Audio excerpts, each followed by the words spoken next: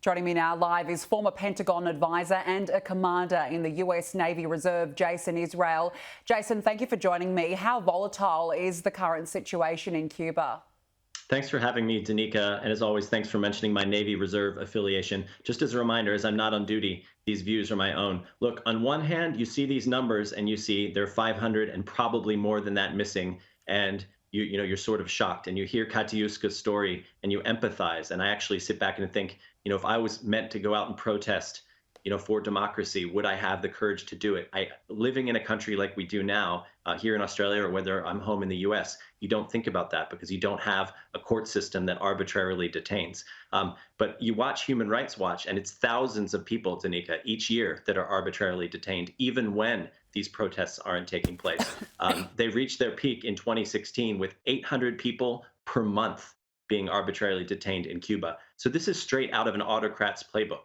An autocracy like Cuba and like China, the number one thing they're trying to do is maintain the stability of their Communist Party. And they do that by trying to deter people from future protests by arbitrarily detaining them. And let's not forget that in Cuba, the judicial system is actually subordinate to the legislature. It doesn't have a separate legislature. It doesn't have a judicial review. The legislature decides what courts do, and that's why they're able to just go off and do political detentions of any kind. I very much hope that these detentions for Katiuska's brother will be short-lived. But what we will see is for that to continue to happen until there is real change. Social media does have a double-edged sword, though.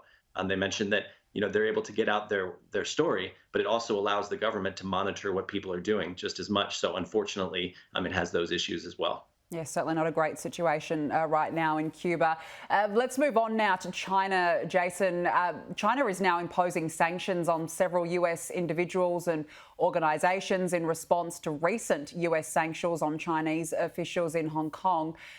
It's interesting, the Deputy Secretary of State, she's due to visit China any day now. Right. Will the sanctions give China any leverage ahead of this visit?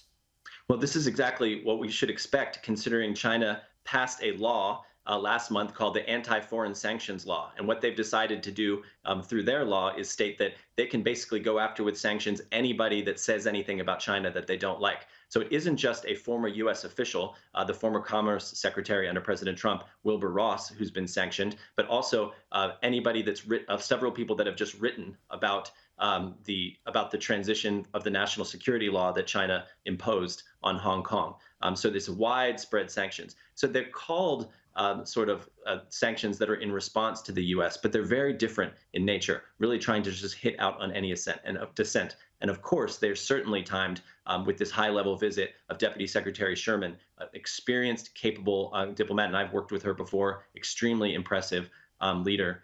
And she'll go and have another sort of tough discussion on U.S.-China relations with Chinese leadership. So certainly timed for that.